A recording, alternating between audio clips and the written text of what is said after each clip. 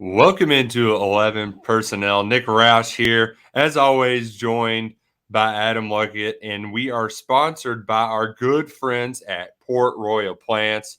That's right, Port Royal Plants is bringing you every episode for the rest of the season on 11 Personnel. If you haven't checked out Port Royal Plants yet, go ahead and do that. They provide Kentucky proud products. CBD, it's the best of the best, processed, manufactured in Kentucky, right there in Henry County, because your mind and body deserve quality products you can trust. Visit portroyalplants.com to learn more and try out some of their products. They got their CBD natural tick, mosquito, and bug spray, great for the fall when you're out in nature. It's also just any outdoor activities, whether you're tailgating, going to football games, or hiking during the beautiful fall months. Visit portroyalplants.com and try it out today. And today we're going to try something different, Adam Luckett. That's right. I handed this off to you. You're not supposed to be here, Nick. I'm not supposed to be. I'm supposed to be in a delivery room, but this baby don't want to come. So we invited somebody who's had plenty of babies to tell me how it goes. Recruiting expert over at Rivals and Cats Illustrated, Justin Rowland, joins the show. Justin, thanks a bunch for hanging out with us this week. Thanks, man. You've been through this. You know what to expect. You don't need any coaching. You got this on top of it, man. I'm not worried about this part, right? I'm more worried about like bedtime here in like a month or two when you start. Like I'm not playing zone anymore, right? It's man to man between my wife and the two kids. So do you have any tips there once you start adding numbers and you become outnumbered? Once you become outnumbered, you've really got to get strategic about where you position yourself. Basically, if you go to a park, if you go somewhere in public, you got one person posted up here, another person posted up there. Fences come in handy. They come in a lot of handy, but you're just going to the good thing is the more you have, the older you get, the less you care. I don't want to say the less you care, but the less you freak out and the less stuff bothers you. So like what bothers me now, it takes a lot more to worry me than a bunch of years ago. So you're probably going to be getting there soon if you're not already. And you've basically got, an army of babysitters now too. So you're good to go. The older ones do help. That's for sure. Well, it's artificial leverage. You don't have people like leverage, but you got artificial leverage. There you go. Well, love that we're getting football talk into child rearing. But this is a football podcast. We're here to talk football. And Luckett, I'm going to tee it up for you. Swing away, buddy. Yeah, Justin, really, I wanted to have you on here really for two reasons. One, like, I don't think you can tell the story of this Kentucky football team without the offensive line and then some of the recruiting stuff. So really, I really want to jump in here. Offensive line, what happened here? Why are there problems? Why are they in the situation? And they are. And I mean, I have to. To me, it goes back to recruiting. Like, right, all your problems in football are usually go back to talent acquisition. Mm-hmm. So why are we seeing what we're seeing this year, do you think? I think it's a long time coming. And I don't want to say on Yinzer's behalf, but I think it does bear mentioning that it's not like – I mean, looking back, we probably should have seen some of this coming. And maybe the fact that we didn't was maybe hopeful thinking, wishful thinking. Maybe it's been a little bit worse than we should have expected, but they've got guys playing out of position. They don't have any proven established depth. They didn't have it coming into the season. They've had to move guys around to all kinds of different spots. They're playing a couple of guys before they're probably ready, before I guess the normal time frame that you would want to see them in there. So it's a combination of a lot of things. 3 offensive line coaches in the last 3 years. The last offensive line coach, Wolford, who I actually think fairly highly of as a coach and fairly highly as a recruit. I don't think he was, elite in either area, but he didn't connect as well with some of the guys in the program certainly not as well as Schlarman did. And you wonder about the development impact there. There's a lot of tensions that have strained the situation to this point. And I would just say it's not a shock that they're struggling. And the fact that they were able to have the line playing at such a high level, and then it just drops off in one off season, it looks like, whoa, what happened? But it was trending this way for a while. I think recruiting misses. They would have taken probably 2 more tackles last year if they could have, but they didn't get any of those guys. They're running an offense that I think is probably harder to block, and it's probably a difficult year to move in that direction like they have, and so I'm not shocked that they're struggling. How about you? Yeah, to me, there's two classes here, 2019 and 2020. Yeah. 2019, you only signed Jake Pope. That was a huge lottery ticket to begin with. 2020, you signed John Young, Jeremy Flax, DeAndre Buford, RJ Adams, Josh Jones. I'm not willing to bet on any of those guys being a quality starter at Kentucky. Well, So, I mean, yeah, go ahead. Yeah, so it's seeming like who's to blame here, right? Like, there's really no one to blame because they had the Schlarman situation. Mm-hmm. Yeah. They needed a new offensive line coach. I would like to get Mark Stoops maybe on truth serum with the whole Wolford situation about really what happened. Should he have hired him? Should they maybe have – because that seemed like a pretty quick hire, like he was the only guy. Should maybe they have looked at other options there? Because then I look at their next three classes, and I want to give them some benefit of the doubt. Jagger Burton, I think, has got a chance to be pretty good. Keontae Goodwin, the return on investment early is not great, but if you believe in his traits, he can turn into something. And I think Graham Bingham and Nicholas Hall got chances to be good players down the road. And David Wallabaugh is somebody I liked until I got, I think I saw him. He just playing a little too early. I'm not really willing to give up on him yet, but it's seeming like these two classes right here were just sunk them. I mean, the 2019 class in general could have sunk the program, really, if it wasn't for the transfer portal. They were able to kind of fix some of those mistakes. But I really just think they just had a bunch of misses here 2 years in a row. And I don't know if it's really anyone's fault because the O-line the coach situation was just a little funky there for a little bit. Yeah. And they were recruiting guys for one kind of system that they're not running anymore. And so a lot of those guys that have some time under their belt that haven't been able to crack the depth chart, that's probably a reason for it. They had one vision for the offense in mind when they recruited those guys, and now they're just asking them to do something very different. And also the bar for being able to play tackle in the Southeastern Conference is pretty high. That's not to say it can't be done. Missouri has had some good tackle. I mean, every school in the SEC has some good tackles, but it's hard to get guys that can play tackle in this offense in the SEC. So, yeah, those two classes, 19-20, it's really surprising that they have managed as well as they have as a program to have gotten nothing from the 2019 class with a couple of exceptions. 2020 is going to be interesting to look back on because there was so much hype, 8 4-star guys on the offensive and defensive lines, and we'll see what they give in the long run. But you can't always trust the rankings, I would say.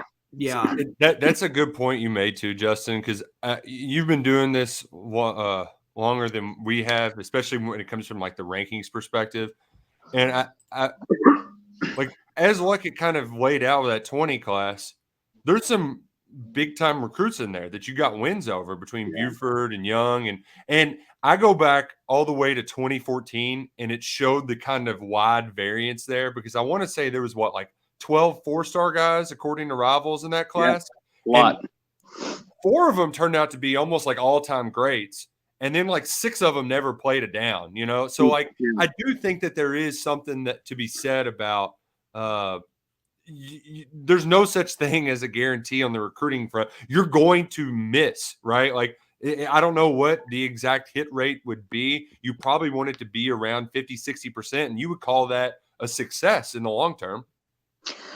I think part of it is Kentucky fans were so deprived of recruits at that level for so long that when they started to get and stack some of these 4 stars together, it's like, well, okay, this is the silver bullet. This is what we've been missing. This is what's going to change things. We'll talk to Tennessee fans about their experience with 4-star players over the last 2 decades.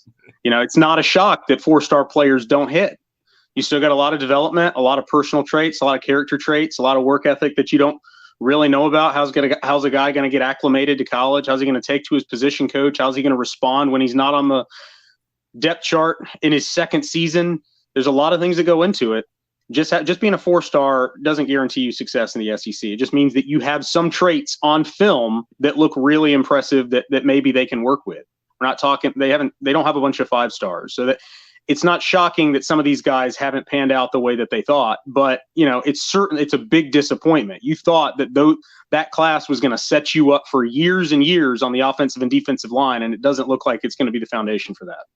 Well, and to that point too, like you mentioned Wallabaugh earlier. He's the perfect, like, in the old Schlarman way. You're not seeing him until he's mid-redshirt sophomore season. Yeah. At the earliest, right? 3 or 4 years in. Like, I feel like that's why, I'm not giving up hopes on John Young yet either, because it felt like the first 2 years, you're not even seeing him start to turn that corner at all until year 3. Yeah, me looking back, though, I wonder how much was just a crazy good run. Like, will they be able to repeat some of this O-line recruiting? Like in 2015, you get George Asafo Ajay and Logan Stenberg, same class, 2 draft picks. One guy's an all-SEC guy. You get Landon Young and Drake Jackson in the same state in a 2016 class. You sign a lesser-known guy named Luke Fortin, who goes on to be an all-SEC center, 3rd-round draft pick. Then you go in 2018, you get Darian Kennard. You get Kenneth Horsey. So you get 2 multi-year starters in the same year. I just think they caught kind of maybe some lightning in a bottle. It's like the way they recruit, it's hard to find linemen like that consistently. And the key piece of that is gone now with John Schlarman. So I don't know. I'm worried about if they can't start recruiting on the line better, can they run this offense they're trying to run? Because I have my doubts that they can if they cannot start stacking some linemen in this program. Yeah, and I think the other thing too, like moving forward, we know what the line is now, Justin, but can this offense still be successful if the quarterback's taking hits and Chris Rodriguez is consistently getting hit in the backfield? Yeah, I mean, that's my question.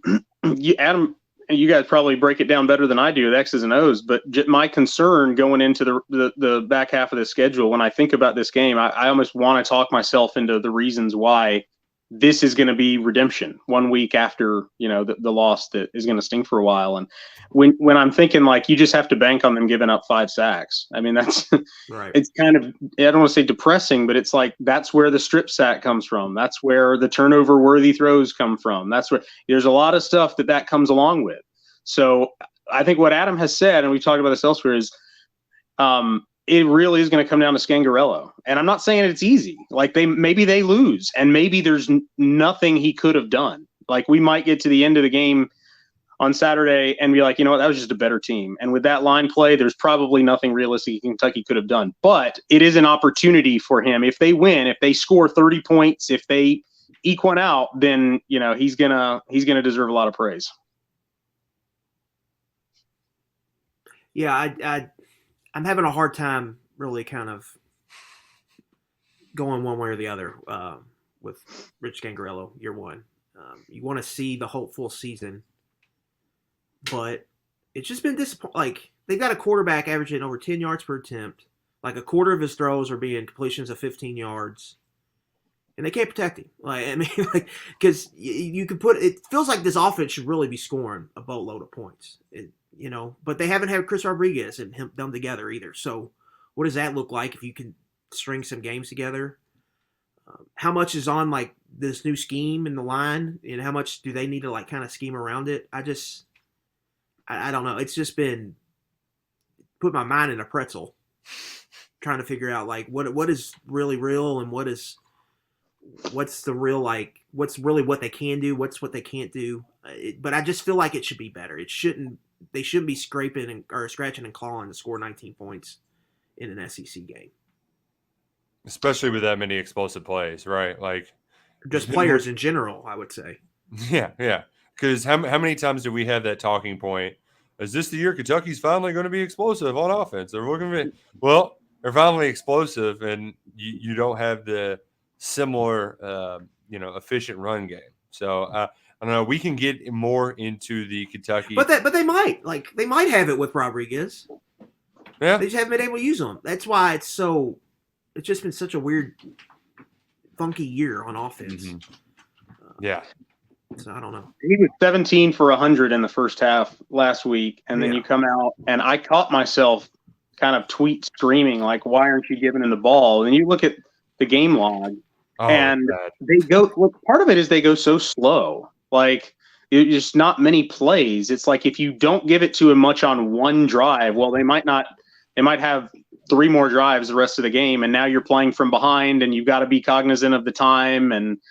Not much margin for error on this offense, and that's not what you thought you were going to say about it. I thought this would be a group that would be better playing from behind the sticks, but when the offensive line, the lesson is when the offensive line play is this bad, you can mess up something really, really potentially good. Otherwise, Yeah, just your margin for error is just so thin. Yep. Because at any point you could be looking at 2nd and 17.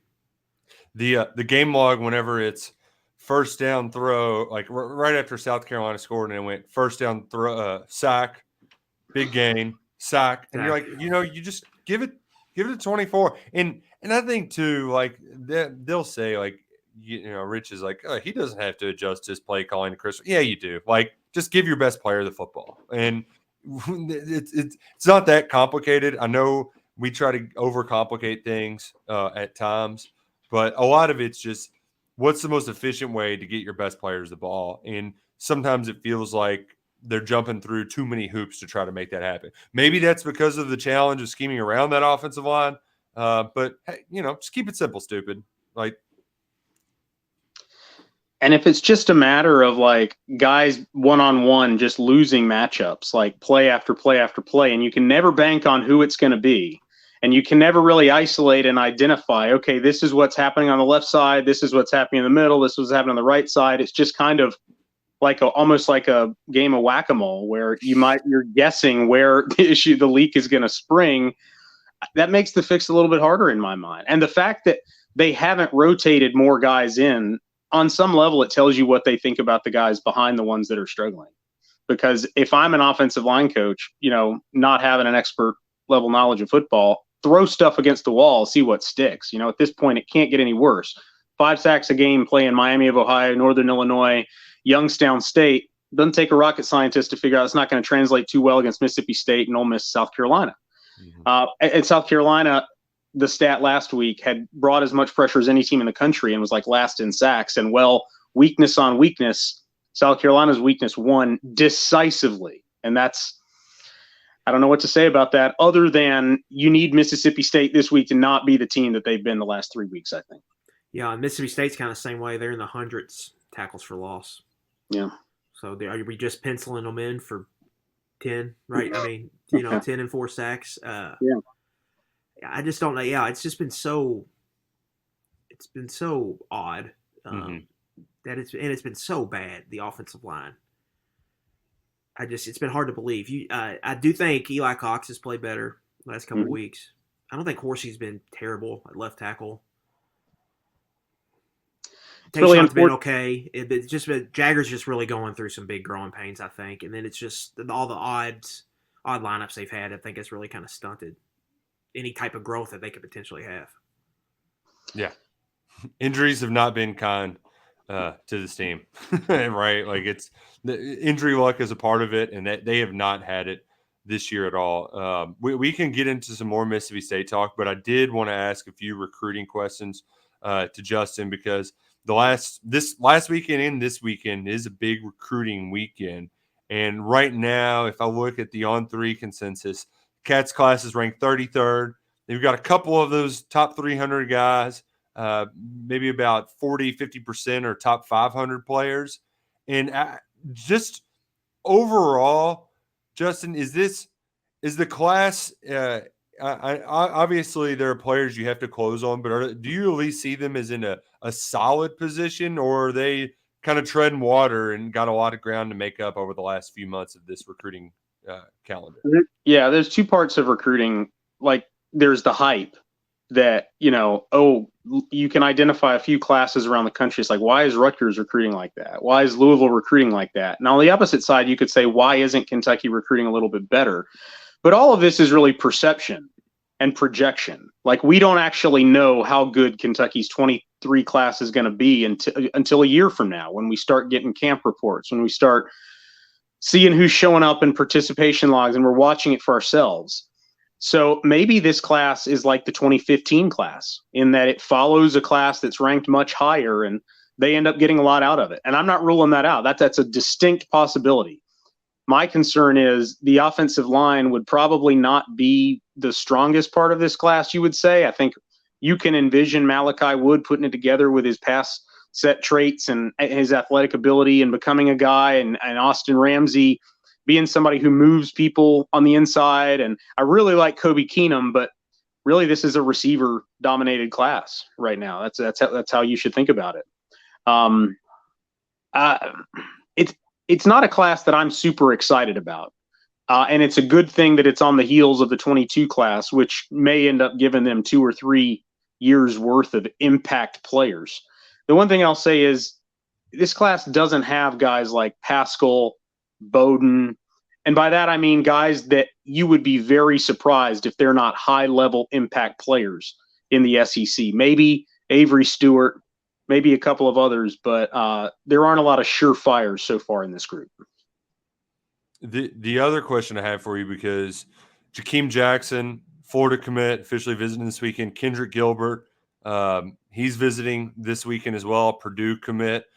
We can throw Carmelo English in there because he was an Auburn commit. Are there any guys you've got kind of circled like, all right, I can see Kentucky getting enough momentum to get some late flips here in 2023? Jackson would be a little surprising for me because, he committed to Florida even around the time his brother transferred to Kentucky for track, and it was never like, whoa, this is what's going to tip him over. So we'll see. He needs a good weekend at Kentucky, I think. But Kendrick Gilbert would make them a lot longer and better long-term up front. He's 6'5", 275. I think they got a good shot to flip him from Purdue.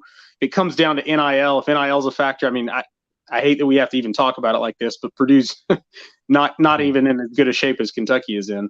But yeah, he fits the prototype of what they're looking for up front. So he would move the needle a little bit. And then I'm interested in how the running back class shakes out, because we don't know a lot about Caden Mormon because he hasn't played a whole lot, or he's been injured some this year. And Khalifa Keith is looking at Tennessee as well. They're looking at Jamarian Wilcox. They're looking at Wisconsin commit Jaquez Keys. So that running back class is in maybe a total state of flux, and it's a very important class because you could be losing certainly 2, maybe even 3 running backs, maybe even 4 running backs over the next year to 2. And those guys are going to be important. Yeah, and that might be another thing too, Justin, that we shouldn't overlook now, but we might, because Kentucky's done so well. It's just like the offensive line, where they've done so well at turning these 3 stars into quality players. Benny Snell and Chris Rodriguez, like nobody foresaw them being these kind of superstar talents, came in, were incredibly successful. So you just kind of give this staff the benefit of the doubt when it comes to running backs. But, I don't want to be having this conversation 3 years from now when nobody can break a tackle, right? Right. Yeah. I mean, we see Chris Rodriguez the impact Chris Rodriguez made against Ole Miss. There's no guarantee there's going to be a Chris Rodriguez level player next year. So it's big. Mm-hmm. Luckett, welcome back. Yeah, I would just say the portal is just, you can find running backs in the portal. And so if you get in a situation, it's not like offensive tackle. I've got a true or false here for you, Justin. Ooh, okay. It's looking like Kentucky is the leader for Danny O'Neal right now. I think they should feel good about getting him. If they get him in the fold, fans should feel good about Rich Gangarello finding a good portal quarterback, since he landed the guy that they targeted, or they kind of zoned in on early as the first high school quarterback. That's a good question. I don't think the two are very related, because Danny O'Neal, I like him as a quarterback prospect, and I think he can be fine. He can be a really good college quarterback. There's no reason for me to think otherwise. Just because he's not a Will Levis prototype, he's whatever. He's a different kind of quarterback. But you've got Kentucky zeroing in on a guy that not a lot of other top programs have zeroed in on. It's not, if they get O'Neal, if they lock him in, it's not like, okay, whoa, Scangarello just beat Tennessee and Ole Miss head to head for a quarterback. He beat Indiana and Wisconsin and Purdue and schools like that's fine. That's good. But the portal is going to be a little bit of a different animal. But that's not a huge concern. I think with his connections and his background and his track record, and then the other current work in the opposite direction is the prestige of that quarterback position at Kentucky going to take a hit if the offense doesn't get it together this year? But I still think that they will have an adequate portal quarterback, and I think O'Neal will be a good college quarterback from high school. Yeah, I do think that's interesting. I'm just fascinated with like Scangarello and this QB collective that we keep seeing, or I keep seeing pop up.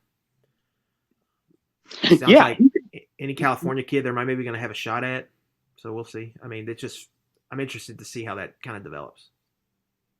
You would think a big part of Stoops hiring an offensive coordinator would be based on how they're going to function, how they're going to thrive in the portal era, with quarterbacks just being born to transfer and it really being a 1-year free agency deal year after year. I mean, the number one factor when I'm hiring an offensive coordinator is going to be, how is this guy going to navigate the portal? And so you have to hope that was a big part of Stoops' decision-making process. Yeah, and I think that's also why he got Liam Cohen when he did, targeted a quarterback's coach. Similar here with the Skang gang.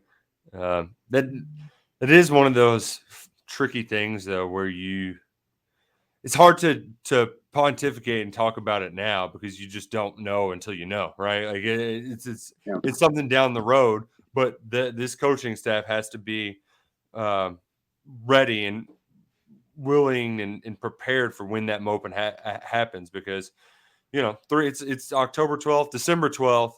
They should have their short list ready to pick and choose who it should be. Agreed. Luckett? Yeah, I think next kind of big thing, like Kentucky's. Who should people be upset at that the quarterback situation is what it is?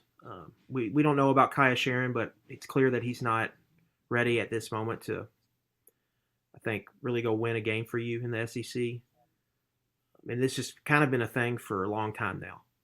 And so, like, is it just, part of the deal? You've got 3 coordinators in 3 years. Is it on Mark Stoops? What is kind of the reason, like, the quarterback situation still is what it is? I feel like perennially, just like year after year, they're in this situation, or they have been in a situation where they've had to play a game of, who are we going to target? Is it going to be worth targeting this guy and making him our guy for 6 or 7 months if he's good enough that Alabama might swoop in at the last minute and just take him? You know what I'm saying? Like, they've been making like with Mac Jones. Kentucky very close to signing the eventual Heisman Trophy winner at quarterback. Maybe a different future if he had picked Kentucky, but it was no guarantee that Alabama was going to take that guy. I mean, in fact, it looked a little bit silly at the time with the construction hat and what Alabama was doing that they took him. And they haven't won that game. They've won playing that game at other positions. Think about somebody like Chris Oates, in Ohio State, or Lynn Bowden in Ohio State. Are they going to offer? Are they not going to offer? And it hasn't tipped their way at quarterback. Those calculations haven't worked out, because those calculations are usually like wait and see things. Like, okay, I know this school is prioritizing me, but I want to see how the season goes. And what that has amounted to is a lot of them watching bad quarterback play and kind of decide, well, this really isn't what I'm looking for. And then they double down with Bowden at quarterback in 2018. And that really, I think, set them back. That allowed for a lot of negative recruiting, because even though it saved their season, and Kentucky fans think about 2019, one way, that was just open season. Why would you want to go be a quarterback there if they can't get a backup ready and they're going to put a receiver there and just play backyard football? And that was right in the middle of a lot of this. So it's taken them a while to get out of it, but it's not Scangarello's fault. I would say that. Certainly not. And yeah. Yeah, I would agree on that note. But yeah, there have been not systemic, but like things have happened out of their control on a couple of these. whether it's offensive line, whether it's quarterback play. But like you said, there's been times where Kentucky hasn't hesitated to go up against the big dogs. Is there any one school in particular that you see as becoming a real pain in the ass on the recruiting front for the Kentucky coaches? The problem is it happened all in like the span of a year. Michigan State became hot before they lost that. Tennessee turned it around. Louisville not really doing so much damage locally, kind of far away, but you got your eye on it and see if that's going to change locally. And then Cincinnati goes to the playoffs. So Kentucky is really surrounded by schools that elevated themselves in the recruiting game, either through NIL or other factors. And I think that, along with replacing half of your staff, was a big deal for this 23 class. And, it's not going to always be like that, but they do have to buckle in and be ready for Tennessee to stick around in recruiting. And Cincinnati is not going anywhere in recruiting either. And if they have to tweak the strategy and maybe go here a little bit more as opposed to there, that's going to be a decision they have to make. But yeah, they've a lot more competition over the last year than maybe the year or two before that. That's a good point. Luckett, do you have any more recruiting things before we shift over to Mississippi State? Yeah, I think the last thing is just how should people feel about this class now 2 months going into signing day? Should they feel confident? Should they feel disappointed? Is it just lukewarm? Is it just it's fine? Like, where are they at? And then is there enough buzz there that maybe we could see a strong close from the staff? I think, they could finish with 2 or 3 more 4 stars. And then if they do that, then it's like, okay, this is pretty much right in line with the average of what Stoops has always had. And that's what's correlated with the improved product on the field. So if you're an optimist, there it is. The big thing is keep perspective. We've seen that the 2019 class was pretty much totally obliterated, and they just won 10 games, and we had high expectations coming into this year. So one class, there are contingency plans and pressure valves and the portal, and the next class could be better, and the 22 class could. There's reason to believe that even a weak 23 class doesn't have to really set the program back that much, but it means they need to ramp it up in some other areas in the near future. I just found that interesting because this class is going to end up ranked around where most of their classes were. Yeah. But I think people are a little worried because of how good last class was and how good maybe 2020 was. But now we're looking at it, 2021 class might be better than 2020 when you kind of compare the two right now. So you never really know how it's going to shake out. So for me, it's really about finding guys that that you think you can feel really good about them being hits, I think, in this class. I think that's the number one key for them.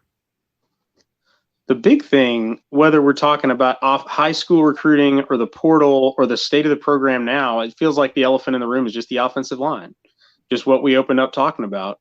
That was at the center, the foundation of everything that Stoops built, and you almost took it for granted. You took it for granted that it was always going to be like that, and it's not. And they pretty much have to rebuild that from scratch entirely. I would say that the optimistic note is if you look at coaches that have turned it around and sustained it, like at places where you didn't expect, like Beamer at Virginia Tech and Snyder at Kansas State and Fitzgerald at Northwestern, and Beamer mentioned Stoops in line with some of these guys, especially his dad. Those guys, they go through ebbs and flows, but they typically figure it out. They had a method that works. They have perspective. They've got some coaching wisdom, and they typically right the ship.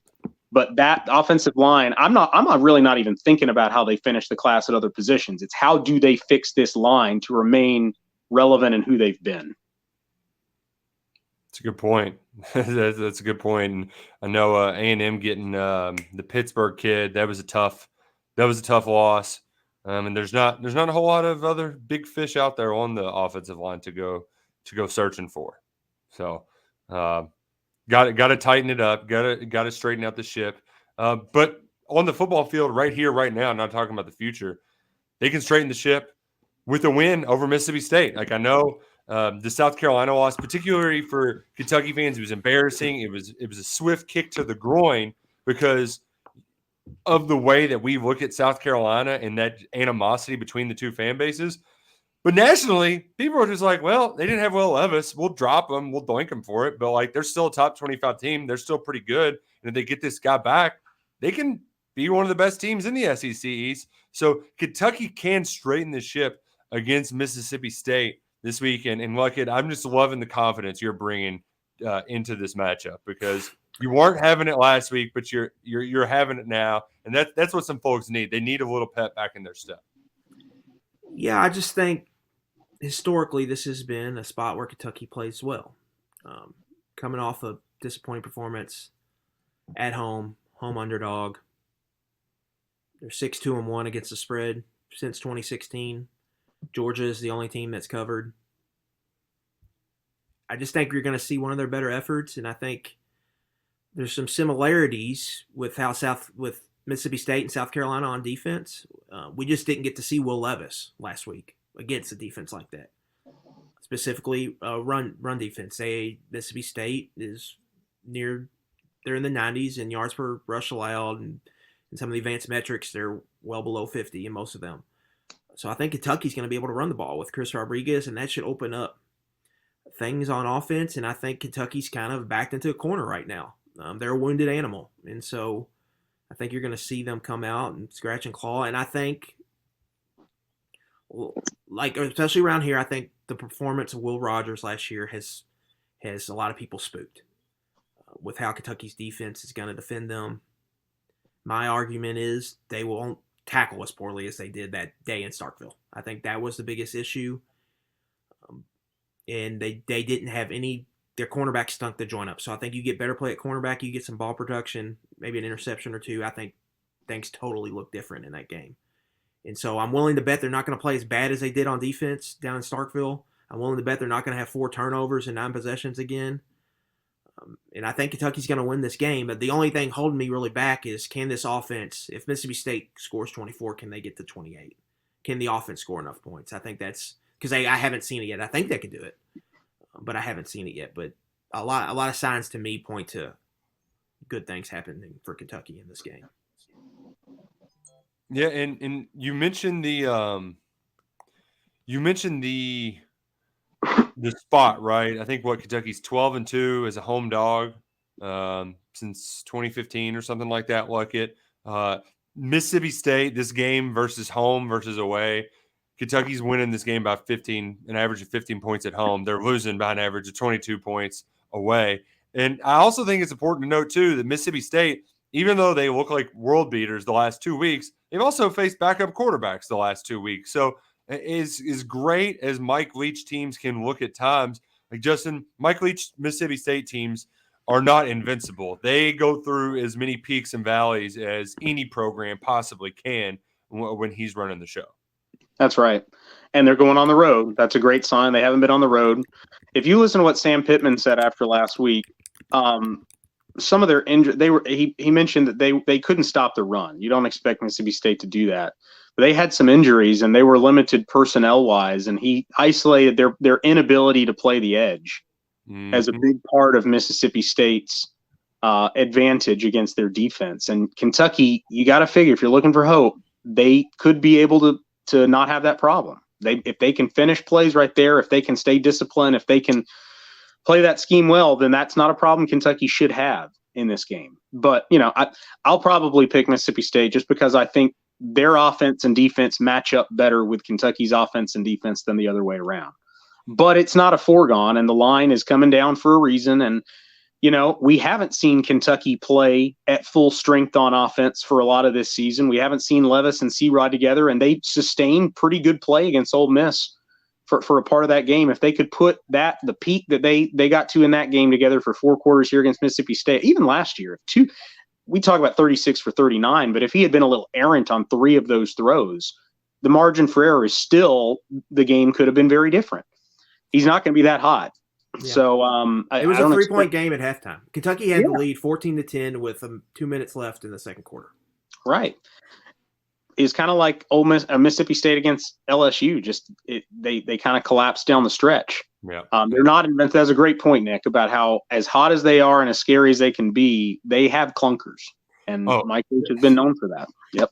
That LSU game too. I mean, they had the lead and it just evaporated and they were down by 3 touchdowns just like that. I mean, it's crazy how quickly they unravel. The one part that I am going to I will lose my mind if this happens. It happened last year a lot because of those. Luckett had the stat of it was like 3.3 yards per air. The ball was in there, but they averaged 8 yards an attempt or something ridiculous. If you look at their top 6 receivers, they have 6 guys with 20 or more catches this year. 2 of them are running backs. Dylan Johnson has 27 catches, tied for second on the team, and Jaquavius Marks has 20 receptions too. Jordan Wright, J.J. Weaver, hit the guy, tackle him. It's like he's going to catch the ball 2 Alex yards. Safari too is thrown into this group as well. Yeah, yep. Like just tackle that guy and don't because it's kind of like the Chris Rodriguez thing on the other side, whereas that's got to aggravate the hell out of you when you hit that guy at 2 or 3 yards and that turns into 8 yards, right? Like you cannot let them put the shoe on the other foot in this little swing pass game that Mississippi State will do all day long.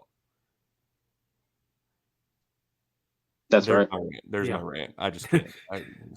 I can't handle that this week. I was waiting for that, Roush. I was waiting for your week of the rant. One thing I'll say is last year the defense was just not good enough against the best teams it played. It wasn't good enough against Georgia. It wasn't good enough against Tennessee. It wasn't good enough against Mississippi State. I would put Ole Miss into that category. And 22 points and less than 400 yards is a different outcome than the defense had in those kind of games last year. So that's a good sign. Yeah, and I think not the Georgia game. They were just so banged up on defense last year. And the cornerback situation was terrible. I mean, and they just got really picked on there against those good quarterbacks they faced. I think they fixed it. Like, I think Keidron Smith has been pretty good. He's been better than I thought he would be.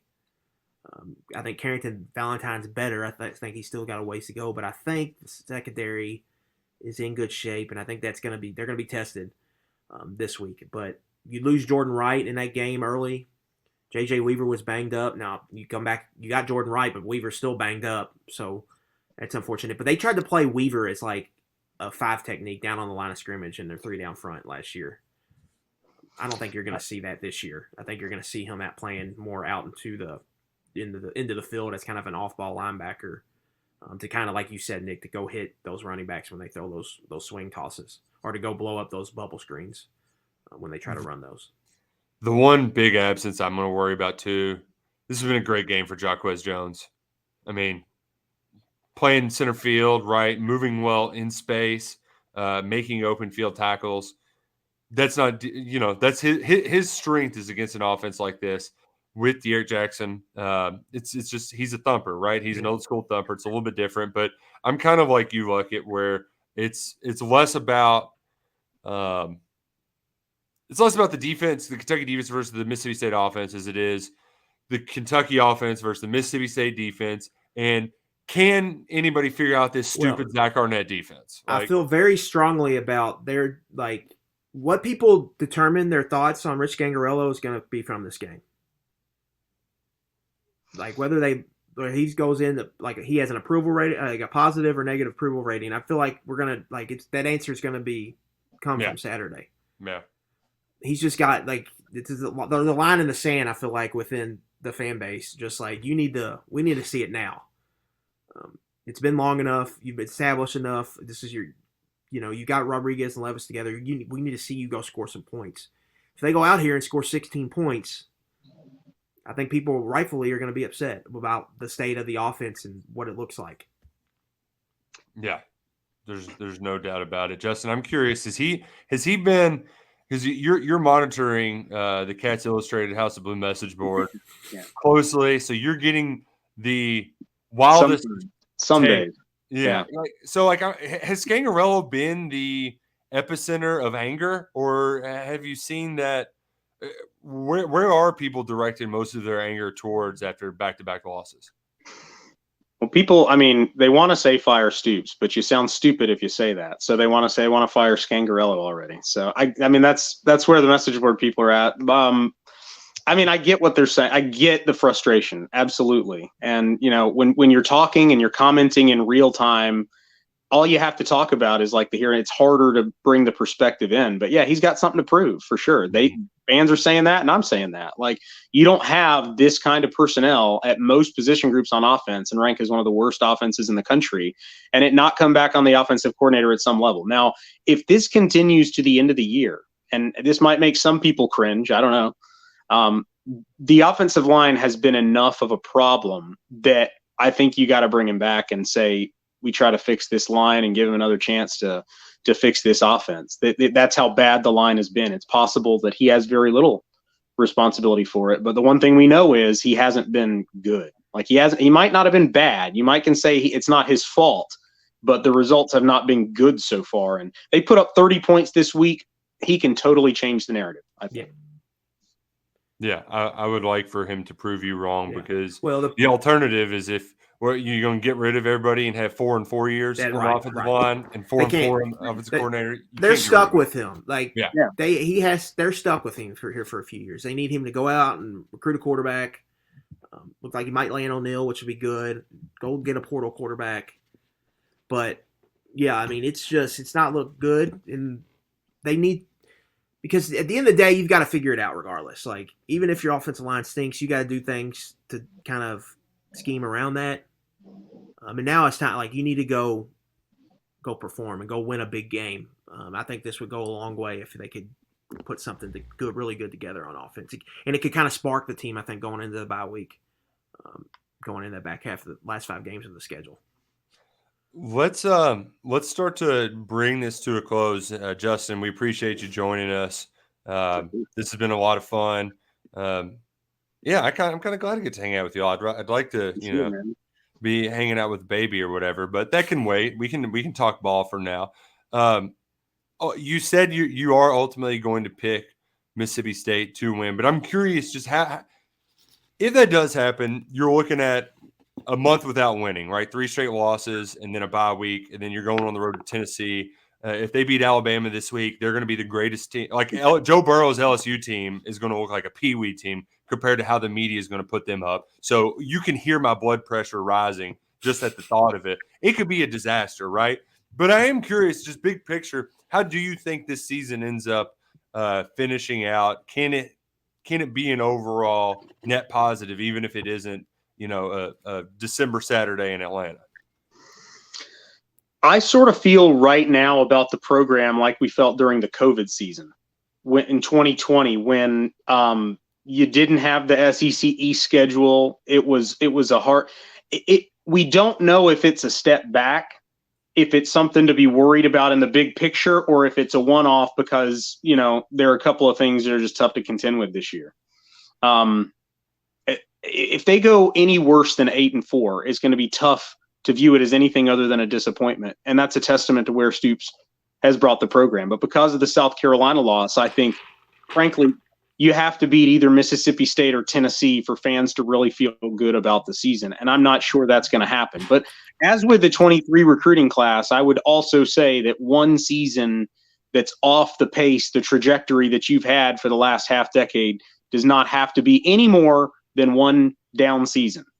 And but if they beat Mississippi State this weekend, then they're right where you would have said was acceptable before the year started. I think if you wanted to, you brought up Pat Fitzgerald earlier as one of these program builders at a non-traditional power. They're like 10 wins, 9 wins, 3 wins, 8 wins, 10. I mean, like that's they're the perfect example of, like, you can have the highest of highs, sprinkle in a stinker, and then still be all right in the long term. Yeah, the South Carolina loss opened a can of worms. It opened the possibility of really things getting ugly this season. But you get a ranked team at home, Mississippi State, you beat them, you get the bye. Like, everything is just like the sparks reignited. You get a bye week to get prepared for Tennessee. People are going to get excited about that game. You go and, who knows what can happen. And then you have a chance to end the schedule strong, because you look at it, Missouri, Vanderbilt, Louisville are games you should win, right, in the back half of the schedule. So wins are there. You just got, you just need a spark right now. And I think this is a golden opportunity to get Mississippi State at home. Like I said, you're backed against the wall. and it would be a really big win. Not only just for this season, for the program in general, to kind of continue their momentum forward. I just think it's a monster game, because if you lose this one, then you very well could be looking at 6-6.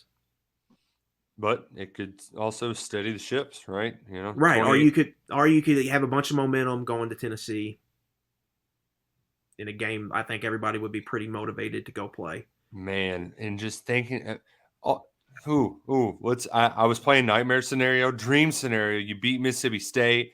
Tennessee scores 175 points against Tennessee Martin. They are like number 3 in the country. Everybody thinks they're God's gift of football. And then you just go in there and pick off Hendon Hooker 3 times and just like, the Boo Birds at Neyland Stadium would just give me life. Oh. More picks in one game than his entire college career, right? Yes. Oh, Yeah. yes. Just like completely, like just throw in a clunker. Oh God, to ruin a Tennessee football dream season would fill my heart. Oh, it would. I mean, that opportunity is on the table, but it's Lamar Jackson's Heisman year, right? Like that's what you'd be doing. They need to beat Mississippi State Saturday. They need to get this offense going, but there is a scenario where Tennessee has their best team in 15 years, and Kentucky can go on the road and beat them. Oh man! Now we'll see. They got to play a lot better, but I think it all starts with this. Like, this is a huge game, and going to practice Tuesday, it seems like the personnel on both coaches and players understand. Like, in many ways, this game is kind of the season. Like, they really need to go out here and play well and get a win. And so we'll see how it shakes out Saturday night. I don't want to end it on a negative note, but Justin.